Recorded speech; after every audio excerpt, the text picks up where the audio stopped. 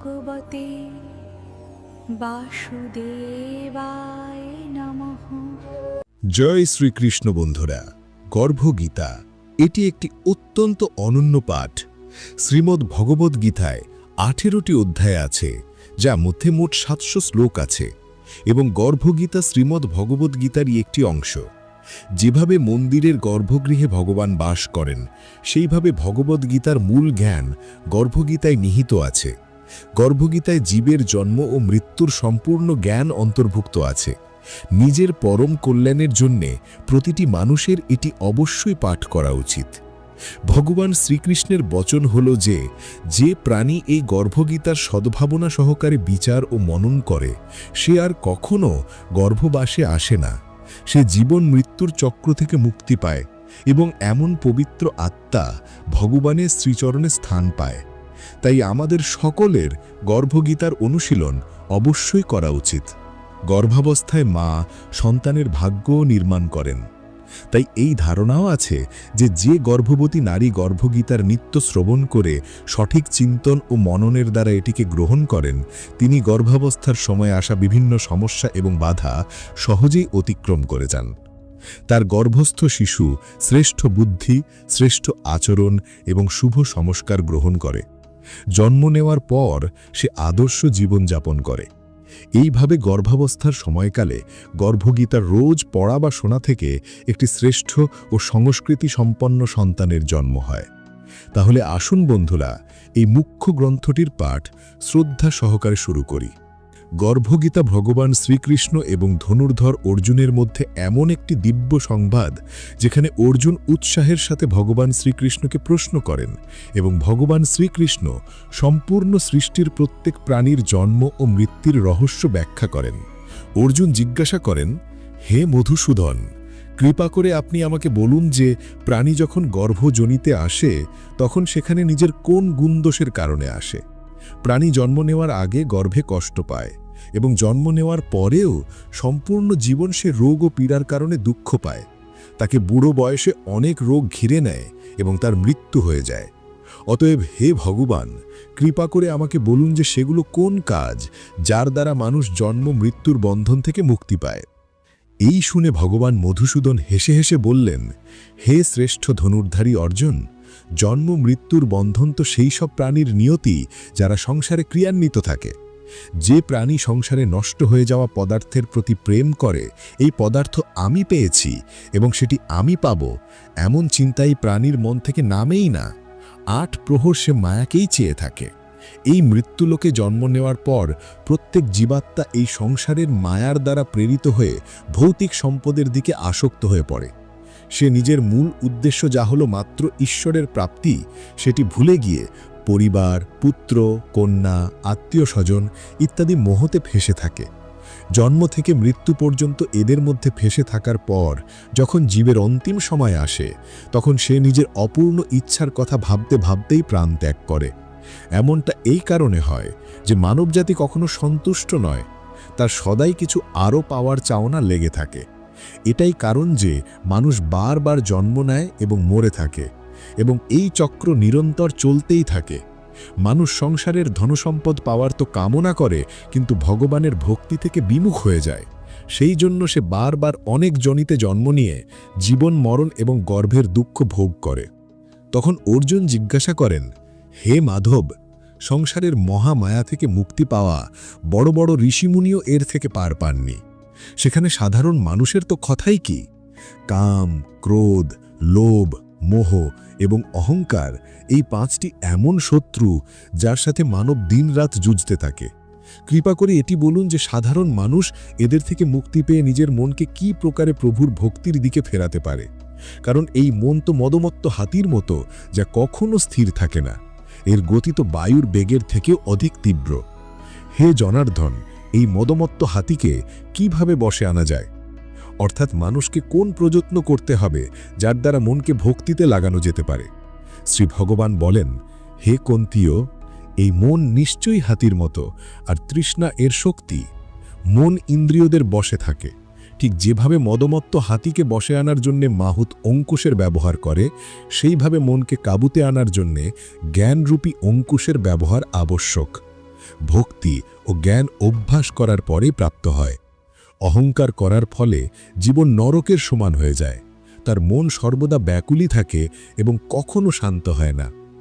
তখন অর্জুন জিজ্ঞাসা করেন, হে জনার্দন, কিছু প্রাণী তো আপনার ভক্তি করার জন্য বন এবং জঙ্গলে গিয়ে বিচরণ করে, আর কিছু সাংসারিক মোহমায়া ছেড়ে জায়গায় জায়গায় ভটকতে ভরে বেড়ায়। অতএব হে প্রভু, এই বিষয়ে কিভাবে জানা যাবে যে আপনার ভক্তি কি প্রকারে প্রাপ্ত হতে পারে? ভগবান বললেন, হে অর্জুন, যে প্রাণী আমাকে খোঁজার জন্য বনে বিচরণ করে, আসলে আমি সেখানেই আছি যেখানে জ্ঞান, ভক্তি ও কর্মের সমন্বয় রয়েছে। যিনি সমস্ত কামনা ত্যাগ করে নিজ গৃহে থেকেও আমাতে মন স্থির রাখেন, তিনিই যথার্থ ভক্ত। এই সংসারের সকল বস্তু নশ্বর, কেবল আমার ভক্তিই এমন যার কখনো নাশ হয় না।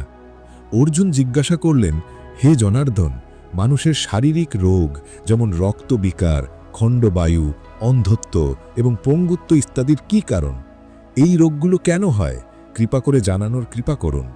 ভগবান বললেন, হে অর্জুন, যে প্রাণী আমার ভক্তি থেকে বিমুখ হয়ে মায়ায় লিপ্ত থাকে, তারা ক্রোধী, রক্তবিকারী, আলস্যপূর্ণ, দরিদ্র, শীল সংযম রহিত খণ্ডবায়ুর মতো রোগে আক্রান্ত হয়। যে স্ত্রী নিজের পতিব্রতা ধর্ম পালন করে না, সেই সংযম রহিত, জ্যোতিহীনতার মতো বিকারে গ্রস্ত থাকে। তখন অর্জুন বললেন, হে মধুসূদন, কৃপা করে গুরু দীক্ষা সম্পর্কেও কিছু বলার কষ্ট করুন। আমার গুরুর মহিমা সম্পর্কে জানার আগ্রহ আছে। হে ধনুর্ধারী অর্জুন, তোমার এই প্রশ্ন সম্পূর্ণ মানবজাতির জন্য কল্যাণকর। তুমি ধন্য এবং ধন্য তোমার জননী। হে পার্থ, ব্রহ্মচারী এবং সংযমী পুরুষ যে ঈশ্বরের ভক্তি এবং পরোপকারে নিযুক্ত থাকে, তাকেই নিজের গুরু বাছাই করা উচিত। গুরুর মাধ্যমে দ্বারাই ঈশ্বরের প্রাপ্তি হতে পারে, অন্যথা নয়। তাই নিজের গুরুর দেখাশোনার নিচে থেকেই আমার পূজা কর। গুরুর নিরাদর করা মানুষ কখনো ঈশ্বরের প্রাপ্তি করতে পারে না এবং সে আজীবন মৃত্যুলোকে ঘুরে বেড়ায়। গুরুর কৃপা থেকে বিমুখ প্রাণীর মুখ দেখাও পাপ হয়। হে অর্জুন, সমস্ত সংসারের গুরু জগন্নাথ, বিদ্যার গুরু কাশীনাথ, 4 বর্ণের গুরু ব্রহ্মণ, ব্রহ্মণের গুরু সন্ন্যাসী। সন্ন্যাসী তাকেই বলে যে সব কিছু ত্যাগ করে মুগ্ধে মগ্ন হয়েছে, সেই ব্রাহ্মণ জগৎগুরু। যে গুরুর ভক্ত, সে আমারও ভক্ত। যে গৃহস্থ গুরু থেকে বিমুখ হয়, সে চণ্ডালের সমান হয়। যে স্থানে মদিরার ভাঁড় থাকে, সেই স্থানের গঙ্গাজলও অপবিত্র হয়ে যায়। এইভাবে গুরু থেকে বিমুখ ব্যক্তির ভজনও অপবিত্র হয়, তার সকল কাজ নিষ্ফল। এমন ব্যক্তি কুকুর, শূকর, গর্ধব, কাক এই যোনিগুলি প্রাপ্ত হয়। সে অজগর সাপের মতো আলস্যে ডুবে তিরস্কার পায়। হে কন্তেয়, গুরুদীক্ষা ছাড়া প্রাণীর উদ্ধার সম্ভব নয়। যে গুরুর সেবা করে, সে কয়েকটি অশ্বমেধ যজ্ঞের পুণ্যের ফল পায়। হে অর্জুন, যে প্রাণী গর্ভ গীতাতে অঙ্কিত আমাদের এই সংবাদটি পড়বে এবং শুনবে, তারা গর্ভের দুঃখ থেকে মুক্তি পাবে। তারা নরকলোকের 84 জনির জন্ম মৃত্যুর চক্র থেকে মুক্ত হয়ে যাবে। ভগবান শ্রীকৃষ্ণের মুখারবিন্দ থেকে এই প্রসঙ্গটি অর্জুন মনোযোগ সহকারে শুনলেন। এই কারণেই এই পাঠের নাম গর্ভগীতা। এই প্রসঙ্গটি পড়া এবং শোনার দ্বারা ব্যক্তি পুণ্যের ফল পায় এবং সেই ব্যক্তির উপর সর্বদা ভগবান শ্রীকৃষ্ণের কৃপা বজায় থাকে এবং তার সকল মনস্কামনা পূর্ণ হবার সাথে সাথে এই জন্ম এবং পূর্বের জন্মে করা সকল পাপ থেকে মুক্তি লাভ করে। প্রতিদিন গর্ভগীতার পাঠ বা শোনা গর্ভবতী মহিলার জন্য অত্যন্ত উত্তম মনে করা হয়।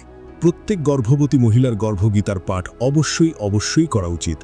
এর দ্বারা তার সন্তান ভালো চিন্তাধারা এবং সংস্কারের অধিকারী হবে। অতএব হে মানবজাতি, আমাদের এই দিব্য জ্ঞানের অনুশীলন করে নিজেদের জীবনকে ধন্য করা উচিত। গর্ভগীতার এই জ্ঞান কেবল মুক্তির পথই দেখায় না, বরং পৃথিবীতে এক আদর্শ ও ধর্মপরায়ণ প্রজন্ম গড়ে তোলার ভিত্তিও তৈরি করে। শ্রীকৃষ্ণের কৃপা লাভ করে আমরা যেন জন্মমৃত্যুর চক্র ভেদ করতে পারি, এই আমাদের একমাত্র কামনা। আপনারা সকলে সদ্ভাবনা ও শ্রদ্ধার সঙ্গে এই গর্ভগীতার শিক্ষা গ্রহণ করুন। সকল জীবের মধ্যে সেই পরমাত্মাকে দর্শন করুন এবং আপনাদের কর্মের মাধ্যমে তাকে সেবা করার সুযোগ খুঁজুন। এই পবিত্র গ্রন্থ পাঠের ফলে যদি কারুর মনে বিন্দুমাত্র পরিবর্তন আসে, তবেই আমাদের এই প্রচেষ্টা সার্থক হবে। আসুন এই পবিত্র জ্ঞানকে আমরা হৃদয়ে ধারণ করি। বন্ধুরা, এই দিব্যজ্ঞান লাভের পর আসুন আমরা গর্ভ সংস্কারের সেই পবিত্র পদ্ধতিগুলি নিয়ে সংক্ষেপে আলোচনা করি, যা আমাদের এই জ্ঞানকে বাস্তব জীবনে প্রয়োগ করতে সাহায্য করবে। গর্ভবতী মায়েরা প্রতিদিন সকালে স্নানের পর কমপক্ষে 15 মিনিট একাগ্র মনে গর্ভগীতা পাঠ অথবা শ্রবণ করুন। এই সময় আপনার মন যেন শুধুমাত্র ঈশ্বর ও জ্ঞানের প্রতি নিবদ্ধ থাকে। সর্বদা ভালো চিন্তা করুন ও সদ্বাক্য উচ্চারণ করুন। পুষ্টিকর ও সাত্ত্বিক আহার গ্রহণ করুন এবং সকল প্রকার নেতিবাচকতা থেকে দূরে থাকুন। মনে রাখবেন, গর্ভাবস্থায় আপনার প্রতিটি চিন্তা আপনার সন্তানের ভাগ্য নির্মাণ করছে। ভগবান যেমন বলেছেন, জ্ঞানরূপী অঙ্কুশ ছাড়া এই মনকে বশে আনা সম্ভব নয়। এর জন্য প্রয়োজন হল সৎসঙ্গ, নিয়মিত ধ্যান এবং নিষ্কাম কর্ম। যখনই কাম, ক্রোধ বা অহংকার আপনার মনকে গ্রাস করতে চাইবে, তখনই গীতার এই শ্লোকগুলি স্মরণ করুন। বারবার অভ্যাস ও বৈরাগ্যের মাধ্যমেই এই 5 শত্রুকে জয় করা সম্ভব। নিজের ইন্দ্রিয়গুলিকে সংযত রাখুন এবং সর্বদা সত্যের পথে চলুন। এই জ্ঞানকে কেবল নিজেদের মধ্যে সীমাবদ্ধ না রেখে সমাজের প্রত্যেক মানুষের কাছে পৌঁছে দিন, যাতে আগামী প্রজন্ম এই দিব্য জ্ঞানের আলো লাভ করতে পারে। আমাদের এই মানবজীবন যেন কেবল ভোগের জন্য নয়, বরং মোক্ষ লাভের জন্য হয়, এই হোক আমাদের জীবনের একমাত্র লক্ষ্য। জয় শ্রীকৃষ্ণ। আমার প্রিয় গর্ভবতী মা ও বোনেরা, গর্ভগীতা কেবল একটি আধ্যাত্মিক পাঠ নয়, এটি আপনার গর্ভস্থ সন্তানের জন্য শ্রেষ্ঠ ভাগ্যের নির্মাণ ক্ষেত্র। শ্রীমদ্ ভগবদ্গীতার এই পবিত্র অংশটি আপনাকে শেখাবে কিভাবে আপনার ভাবনা ও আচরণের দ্বারা আপনার সন্তানের আত্মা শ্রেষ্ঠ সংস্কার লাভ করতে পারে। ভগবান শ্রীকৃষ্ণের বচন হল যে প্রাণী এই গর্ভগীতার সদ্ভাবনা সহকারে বিচার ও মনন করে, সে আর কখনো গর্ভবাসে আসে না। সে জীবন মৃত্যুর চক্র থেকে মুক্তি পায় এবং এমন পবিত্র আত্মা ভগবানের শ্রীচরণে স্থান পায়।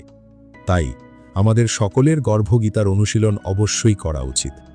মনে রাখবেন, গর্ভাবস্থায় আপনি সন্তানের ভাগ্য নির্মাণ করছেন। তাই এই ধারণাও আছে যে গর্ভবতী নারী গর্ভগীতার নিত্য শ্রবণ করে সঠিক চিন্তন ও মননের দ্বারা এটিকে গ্রহণ করেন, তিনি গর্ভাবস্থার সময় আসা বিভিন্ন সমস্যা এবং বাধা সহজেই অতিক্রম করে যান। তার গর্ভস্থ শিশু শ্রেষ্ঠ বুদ্ধি, শ্রেষ্ঠ আচরণ এবং শুভ সংস্কার গ্রহণ করে। জন্ম নেওয়ার পর সে আদর্শ জীবনযাপন করে। এইভাবে গর্ভাবস্থার সময়কালে গর্ভগীতা রোজ পড়া বা শোনা থেকে একটি শ্রেষ্ঠ ও সংস্কৃতি সম্পন্ন সন্তানের জন্ম হয়। গর্ভগীতার সবচেয়ে গুরুত্বপূর্ণ ফল হল গর্ভস্থ শিশুর শুভ সংস্কার লাভ। এই বিশ্বাসটি আসে এই ধারণা থেকে যে শিশু গর্ভমাতৃর গর্ভে থাকা অবস্থাতেই তার মায়ের চিন্তা, অনুভূতি এবং শ্রবণের মাধ্যমে প্রভাবিত হয়। শ্রীকৃষ্ণ এবং অর্জুনের এই কথোপকথনে যে গভীর জ্ঞান, ধর্ম, কর্মফল এবং মোক্ষের কথা বলা হয়েছে, তা শিশু মাতৃগর্ভে বসে শোনে। এর ফলে শিশু জন্মাবার পর জ্ঞানী, সদাচারী ও সংস্কৃতি মনস্ক হয় এবং আদর্শ জীবনযাপন করে। গর্ভবতী মাকে শুধু গীতা শুনলেই হবে না, সেই জ্ঞানের সঠিক চিন্তন ও মনন করতে হবে। মায়ের ভালো চিন্তা ও আধ্যাত্মিক ভাবনা শিশুর মধ্যে শ্রেষ্ঠ বুদ্ধি এবং শুভ আচার আচরণ তৈরি করে। গীতার জ্ঞান মাকে শেখায় যে জীবনে যা কিছু ঘটে তা সবই কর্মফলের ফল এবং সমস্ত বস্তু নশ্বর। এটি মাকে দুশ্চিন্তা, ভয় ও উদ্বেগ থেকে মুক্ত থাকতে সাহায্য করে, যা গর্ভাবস্থার জন্য অত্যন্ত জরুরি। গীতাতে অহংকারকে মনরূপী হাতির সবচেয়ে শক্তিশালী বিকৃতি বলা হয়েছে। অহংকার, কাম, ক্রোধ, লোভ, মোহ, এই 5টি বিকার কিভাবে জীবনকে নরকের দিকে নিয়ে যায় সেই বিষয়ে আলোচনা মাকে এগুলি থেকে দূরে থাকতে এবং নিয়ন্ত্রিত জীবনযাপন করতে সাহায্য করে। ভগবান শ্রীকৃষ্ণ বলেন, যে ব্যক্তি এই গর্ভগীতা শ্রবণ ও মনন করেন, তিনি পুনরায় গর্ভবাসের দুঃখ থেকে মুক্তি পান। এটি কেবল গর্ভবতী মায়ের জন্যই নয়, বরং তার গর্ভস্থ সন্তানের ভবিষ্যতের জন্য একটি আত্মিক সুরক্ষা হিসাবে বিবেচিত হয়। পাপ পুণ্যের ফলস্বরূপ প্রাণী কিভাবে বারবার বিভিন্ন জনিতে জন্ম নেয়, সেই আলোচনা থেকে মা শেখেন যে তিনি এবং তার সন্তান যেন কোনো পাপ কাজ না করেন। এর মাধ্যমে সন্তানও ভবিষ্যতে উত্তম জীবন বা মোক্ষ লাভ করতে পারে। কৃষ্ণ অর্জুনকে উপদেশ দেন যে ব্রহ্মচারী ও সংযমী পুরুষ, যিনি ঈশ্বর ভক্তি ও পরোপকারে নিয়োজিত, তাকেই গুরু বানাতে হবে। গর্ভবতী মা যাতে গর্ভাবস্থার সঠিক আধ্যাত্মিক পথপ্রদর্শকের সাহায্য নেন, সেই বার্তা এখানে লুকায়িত। সংক্ষেপে গর্ভগীতা গর্ভবতী মাকে নির্দেশ দেয় যে তিনি যেন গর্ভাবস্থায় সৎ চিন্তা, আধ্যাত্মিক জ্ঞান এবং নিয়ন্ত্রিত জীবনযাপন করেন, কারণ এটাই তার সন্তানের ভাগ্য এবং চরিত্র নির্মাণে প্রধান ভূমিকা পালন করে। এর দ্বারা তার সন্তান ভালো চিন্তাধারা এবং সংস্কারের অধিকারী হবে। বন্ধুরা, আমি আশা করি যে আপনাদের এই ভিডিওটি নিশ্চয়ই পছন্দ হয়েছে। ভিডিওকে লাইক এবং শেয়ার করে কমেন্টে জয় শ্রী রাধে কৃষ্ণ লিখতে ভুলবেন না এবং এমনই জ্ঞানমূলক ভিডিও পেতে চ্যানেলটি সাবস্ক্রাইব করুন। ভগবান শ্রীকৃষ্ণ আপনাকে সবসময় প্রশান্ত রাখুন।